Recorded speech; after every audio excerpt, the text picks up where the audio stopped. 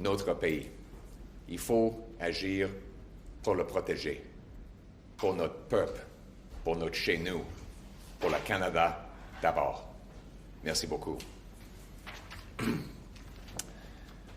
Thank you very much for coming, everyone, now in English. The Liberal establishment has installed Justin Trudeau's economic advisor as the next Liberal leader to trick Canadians into giving Liberals a fourth term in power. But he's just like Justin, and he's more of the same.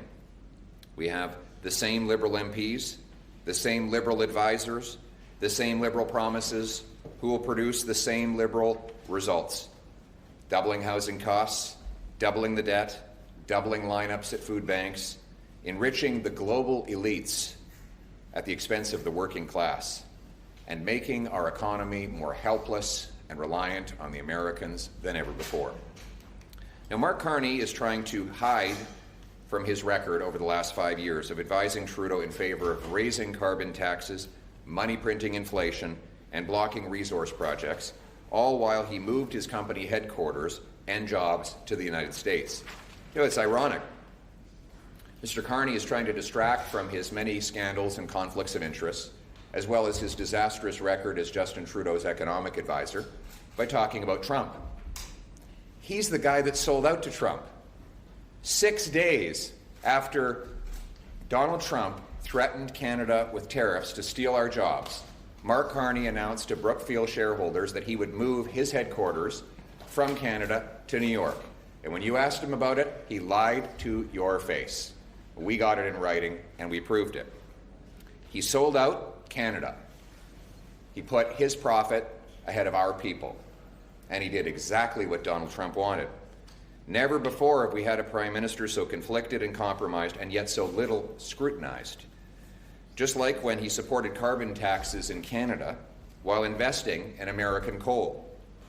He opposed Canadian pipelines while his company bought Middle East pipelines. He has millions of dollars of financial interests that run against Canada's national interests. He gets rich making Canadians poor. You can be sure about one thing. Donald Trump's going to have a briefing on his desk of all of Mark Carney's American investments. And he is going to leverage all of Carney's profit motive against the interest of the Canadian people. And we know Carney will sell out Canada for his personal profit. He's already done it. He's systematically done it his entire time as a corporate insider. Giving the Liberals a fourth term will not change any of that. Carney puts himself first. Conservatives will put Canada first. Putting Canada first means cutting bureaucracy and taxes. It means passing a big, beautiful, bring-it-home tax cut, lowering tax rates on work, investment, energy, and home building. It means axing the carbon tax for real, for good, for everyone, forever. It means repealing the Liberal No New Pipelines Law C-69 and instead granting rapid permission to our companies to build more pipelines, more natural gas exports, more data centers, mines, and other natural resources to bring home powerful paychecks and production to our people. We need an east-west pipeline, and we need to say it in both French and English. Nous avons besoin d'une pipeline d'un océan de l'ouest à l'est. Dans les deux langues officielles, il faut le dire sans équivoque, pour briser notre dépendance sur les Américains. We need to break our dependence on the Americans by building east-west pipelines. We need more interprovincial trade. We need to unleash our free enterprise system to reverse the helplessness that the Liberals have caused over the last 10 years of tax and keep it in the ground extremism.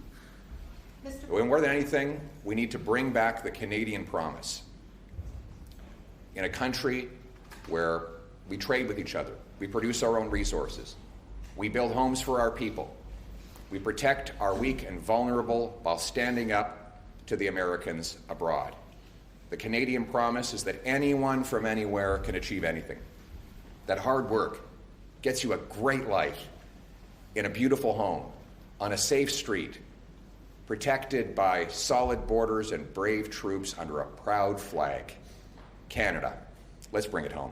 Mr. Poilievre, what economic and diplomatic experience do you have to go up against Donald Trump? Oh, quite a lot, actually.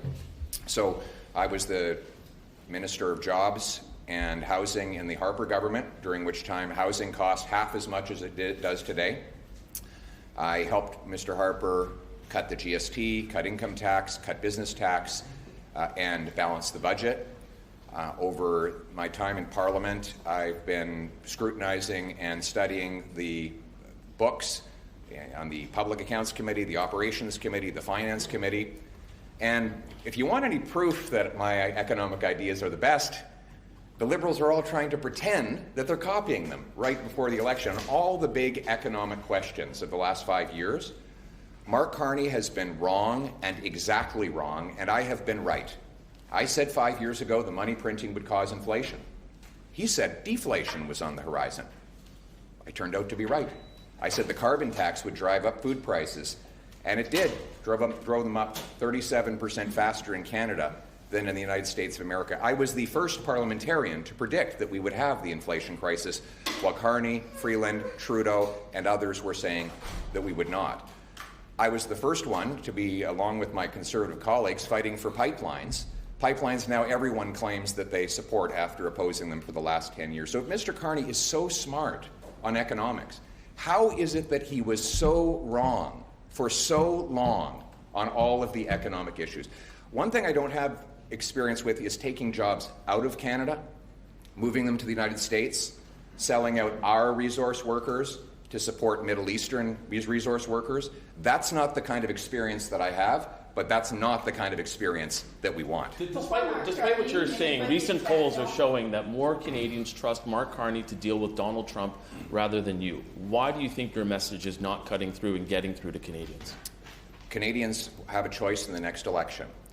Do they want to give the Liberals a fourth term in power after they drove up housing costs, food prices, and taxes, blocked resource projects, and made us more reliant on Trump's America? Or do they want Canada First Conservatives who will axe taxes, build homes, unleash production of our resources, and bring home paychecks, production, and sovereignty to our country? But with respect to that message, Mr. Poilievre, what instructions have you given your caucus members and your candidates about wearing MAGA merchandise or using MAGA slogans? Well, my instruction is that we should put Canada first. We want to put our country first, stand up for our country against both American aggression, but also against the destructive Liberal policies that have made us helpless and reliant on the U.S. I've also made it clear to my members of Parliament that we should favor bringing jobs back to Canada, not move them to the United States of America, as Mark Carney did when he had the chance. You still think we're going to have a carbon tax election, considering Mark Carney says he's going to scrap the consumer one?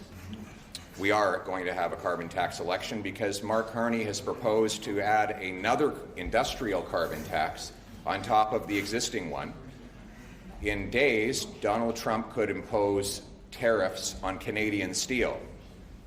At the same time as Mark Carney says that he wants a new carbon tax on Canadian steel. By the way, it's not me that says his tax would apply to steel. It's him. In an interview he gave to CTV in Atlanta, Canada a month ago, he claimed that taxing steel was a great idea because people, he says, don't use steel anymore. Well, this building would come crashing down without steel. Automobiles would be impossible to make without steel. Our civilization is, the bones of our civilization is steel. And Mark Carney wants to bring in a big industrial carbon tax on our steel workers at exactly the same time as Trump plans to tariff our steel. The combination of Trump's tariffs and carbon tax, Carney's tax, would destroy our steel sector and threaten our national security. Cette taxe carbone dont vous parlez, la portion industrielle qui existe déjà, allez-vous la garder? C'est pas clair. C'est pas clair qu'il veut. Ce qui est clair, il veut ajouter une deuxième taxe industrielle sur le carbone. C'est pas juste la première qui est déjà en place. C'est une deuxième taxe. Et aussi, il faut souligner qu'il a dit, si je peux me permettre de répondre à la question, il a dit que c'est une deuxième taxe qui va lever des milliards de dollars pour financer un système de crédit extrêmement compliqué. Et en fin de compte, ça va appliquer aussi au Québec, la taxe qu'il propose, parce que il a besoin de le faire de façon nationale.